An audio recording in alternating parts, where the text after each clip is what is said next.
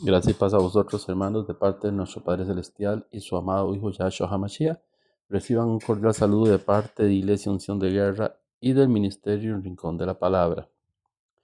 ¿Alguna vez has sentido ese tirón interno que te impulsa a desear lo que sabes que no te conviene? Ese impulso que nos lleva a ir en contra del cumplimiento de los mandamientos, como blasfemar, robar, mentir, adulterar, codiciar, engañar. Ese impulso la Biblia lo denomina concupiscencia, y el ir comprendiendo esto nos ayuda a comenzar a dar los pasos necesarios para volver a tomar el control. La concupiscencia es la inclinación desordenada de nuestros deseos. La concupiscencia en la Biblia se refiere a un deseo intenso, apasionado y desordenado hacia placeres terrenales o pecaminosos que contravienen la voluntad de Dios. Santiago 1, 14, 15 describe que la concupiscencia concibe el pecado, el cual al consumarse da a luz la muerte. Eso asocia con la lujuria, codicia y la inclinación interna al mal. Veamos este ejemplo de una brújula. Cuando la brújula está bien, siempre apuntará al norte, pero si se le ejerce una fuerza contraria, la aguja ya no apuntará a donde debe, sino para otro lado, o sea, se desvía. Y esto no es que la brújula o la aguja estén malas, sino que algo externo está alando su dirección. Así para con nuestras vidas, tenemos el norte que es Dios y no es que seamos concupiscentes. Esta tendencia a pecar es una herida en nuestra brújula interna. Y las tendencias, como tiempo y guía, se pueden volver a recalibrar. Hagamos analogía con un carro.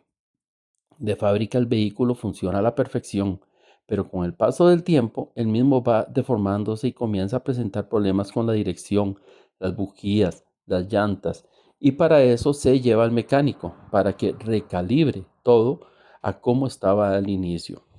De hecho, el deseo en sí mismo es un regalo de Dios. Él nos creó con capacidades de anhelar. El problema entonces no es desear, el problema es desear sin dirección, sin compromiso espiritual ni valores morales. La Biblia nos indica cuál es el origen de esa lucha. Lo vemos en Romanos 5:12. Por tanto, como el pecado entró en el mundo por un hombre, y por el pecado la muerte, así la muerte pasó a todos los hombres, por cuanto todos pecaron. Aquí nos dice que el pecado entró y por medio del pecado la muerte. Y esta pasó a todos los hombres. Así que por tal motivo todos pecamos. Ese versículo no indica que nacimos con el pecado por culpa legal de otra persona. Lo que quiere decir es que el pecado contaminó el aire que todos respiramos y por ende, aunque no tengamos el pecado de momento, nos vamos a contaminar. Es igual que pasa con los virus y pandemias. No hace falta tener contacto físico para enfermarse y contraer el virus. Solo basta respirarlo. No elegimos la enfermedad, pero va a llegar a afectar nuestra salud. Ezequiel 18:20. El alma que pecare, ésta morirá. El Hijo no llevará el pecado del Padre, ni el Padre llevará el pecado del Hijo. La justicia del justo será sobre él, y la impiedad del impío sobre él. Así que Dios nos da la libertad de escoger, seguir con esta brújula perdida o bien recalibrarla y volver a la senda correcta. Primera Juan 2:16 nos dice, porque todo lo que hay en el mundo, los deseos de la carne, los deseos de los ojos y la vanagloria de la vida, no provienen del Padre, sino del mundo. Básicamente el apóstol clasifica esta inclinación en tres campos: los deseos de la carne, que es el placer desordenado; los deseos de los ojos, que es la codicia visual; y la vanagloria de la vida y orgullo disfrazado de logro. Estos no son pecados aislados, son patrones que nuestro cuerpo busca como salida para librarnos del cansancio, el dolor, el aburrimiento, tristeza, vacío y cualesquiera otras sensaciones humanas débiles que no podemos controlar. Y ya cuando el camino está marcado, el empujón se vuelve automático. A esto la Biblia le llama epitimia, que es deseo intenso. Y no es que sea malo, como dijimos, el deseo no es malo. En las Escrituras, Pablo indica, he deseado verlos. Yahshua indica, he deseado ardientemente comer con ustedes. O sea, el deseo es energía, es amor en movimiento. Pero cuando ese deseo se desordena, del bien, cuando comienza desordenadamente a crecer al margen de Dios, Santiago lo indica así, sino que cada uno es tentado cuando de su propia concupiscencia es atraído y seducido.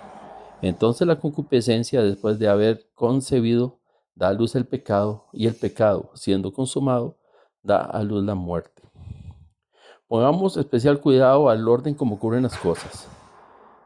Primero la tentación, luego el deseo nos atrae, el deseo nos seduce, caemos en la tentación y pecamos. No es el deseo lo que mata, es el desearlo crecer sin freno, alimentándolo con la mirada, con el pensamiento, con la excusa. El deseo, la semilla, la decisión de crecer es la planta y las consecuencias, o sea, el pecado, es el fruto. Este tema Santiago lo ha marcado no como algo súbito repentino, sino como algo que tiene un proceso, como un embarazo espiritual, el cual al final da luz el pecado. Entonces es nuestra responsabilidad interrumpir esa concepción, el abortar esa semilla del mal, y no debemos pensar que estar ante el deseo es malo. El sentir atracción por algo prohibido ya es culpa, o si tenemos que luchar contra ello ya es que hemos tenido un fallo en nuestra fe. Recordemos a Yahshua. Las escrituras dicen que fue tentado en todo, pero sin pecado. Dado que él sintió las tentaciones de Satanás en el desierto, sintió hambre, el cansancio, la presión, el deseo de evitar el dolor en Getsemaní, incluso dijo que su alma estaba angustiada hasta la muerte y rogó al Padre que apartara esa copa, pero añadió, no se haga mi voluntad sino la tuya.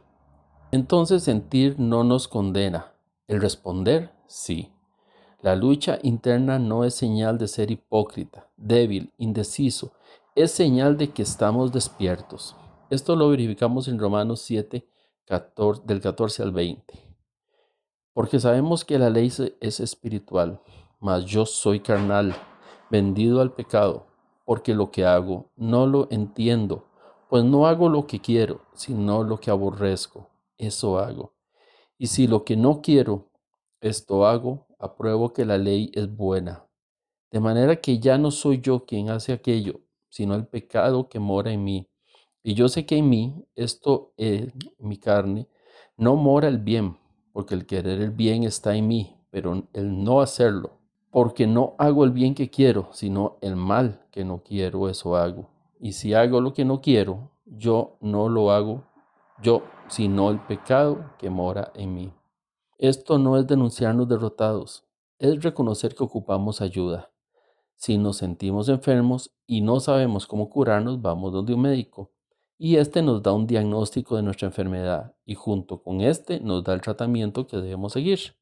Así como el médico nos diagnostica y no nos hace echados del consultorio, Dios igualmente nos diagnostica nuestro pecado y nos muestra la salida que sería el tratamiento para no morir. Pensemos que somos como niños que solo queremos comer dulces y no verduras, legumbres y proteínas que necesitamos para crecer sanos. Esto no es malo, solo es humano, pero si solo comemos azúcar, nos vamos a enfermar. Nuestros deseos están diseñados igual, no están diseñados para ser reprimidos con odio ni para ser obedecidos ciegamente, están diseñados para ser ordenados. Hoy el mundo nos dice, si lo sientes, síguelo. Si los demás lo hacen, no es malo. Esto lo hacen todos, hazlo tú. 1 Corintios 10:23 nos dice, todo es lícito, pero no todo es de provecho. Todo es lícito, pero no todo edifica. Con esto la Biblia nos dice, examínalo. ¿Esto que voy a hacer me acerca al amor, a la verdad, a la vida o me aleja de Dios? Querer ser aceptado si nos desordena, nos vuelve un títere de la aprobación ajena. En cambio, si lo redirigimos, nos acerca a Dios y a las relaciones auténticas. Disfrutar lo bueno, si se desordena, se vuelve consumo sin límite que nos daña. Si lo redirigimos, lo transformamos en gratitud y generosidad. Tener control, si se desordena, nos llena de ansiedad y manipulación. Si lo redirigimos, nos enseña a confiar y descansar. La Biblia no nos dice deja de desear, lo que nos dice es Aprende a desear bien, y esto no se aprende con fuerza de voluntad, se aprende con entrenamiento espiritual. La oración no es un ritual, no es una serie de vanas repeticiones, es una recalibración de la brújula. La palabra no es información, es el mapa hacia el norte. La comunidad no es un club social, es un grupo de apoyo que nos indica que hemos perdido el norte, que nos hemos desviado. El descanso no es pereza, es recordar que el peso del mundo no está sobre nosotros.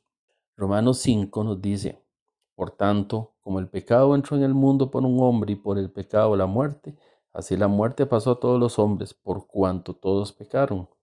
Así que, como por transgresión de uno vino la condenación a todos los hombres, de la misma manera por la justicia de uno vino a todos los hombres la justificación de vida. Porque así, por la desobediencia de un hombre, los muchos fueron constituidos pecadores, así también por la obediencia de uno, los muchos serán constituidos justos. Hemos aprendido que se diagnostica la enfermedad, pero igualmente se prescribe la cura. Y no es que estamos atrapados en una historia que dio inicio con la caída, estamos viviendo una historia que termina con restauración. Tomemos el ejemplo de David. Él se quedó mirando, alimentó su deseo y cayó. Pero cuando el profeta confrontó a David, no lo negó, más bien reconoció su pecado, no dio excusas.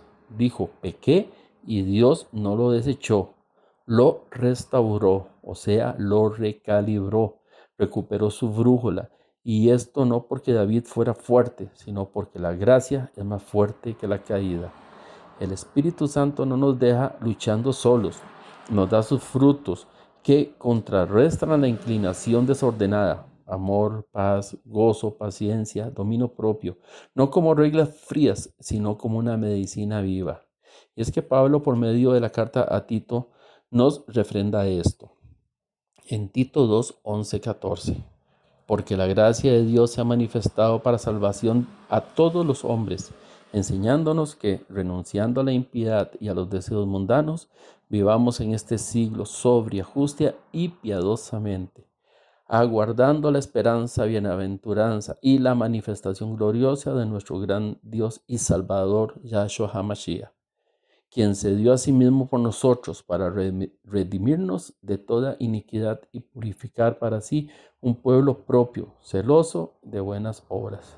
Aquí nos enseña que la gracia de Dios se ha manifestado para salvación de todos, enseñándonos que renunciando a la impiedad y a los deseos mundanos, vivamos en este siglo sobria, justa y piadosamente. Notemos el verbo enseñar. La gracia no solo perdona, sino que entrena. No solo cubre, transforma. Cada vez que perdonamos, en lugar de guardar rencor, estamos entrenando nuestra brújula. Cada vez que cerramos los ojos a todo aquello que nos contamina, estamos limpiando el río. Cada vez que decimos, hoy no cedemos, pero tampoco me condeno, estamos respirando la gracia que ya camina con nosotros. Y cuando caigamos, porque a veces caeremos, entonces ya no iremos a escondernos, buscaremos de su presencia para reordenarnos, porque la vergüenza nos aísla, la gracia nos levanta. La concupiscencia no define nuestro futuro, nuestra respuesta a ella sí.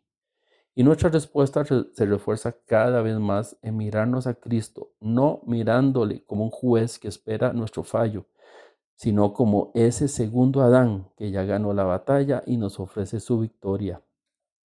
Él no nos exige perfección instantánea, nos pide pasos diarios. Cuando sintamos que nuestros deseos nos jalan en direcciones opuestas, no nos rindamos, no nos escondamos. Tomemos el tiempo suficiente para respirar profundo y recordemos esto. Gracia que ordena. Y no como un ritual, sino como un recordatorio que Dios nos ama y nos enseña y entrega de cómo vencer nuestras debilidades humanas, porque la fe no es la ausencia de batalla, sino la certeza de que ya alguien venció y caminas con nosotros en la nuestra. Se te ama en el amor de Cristo.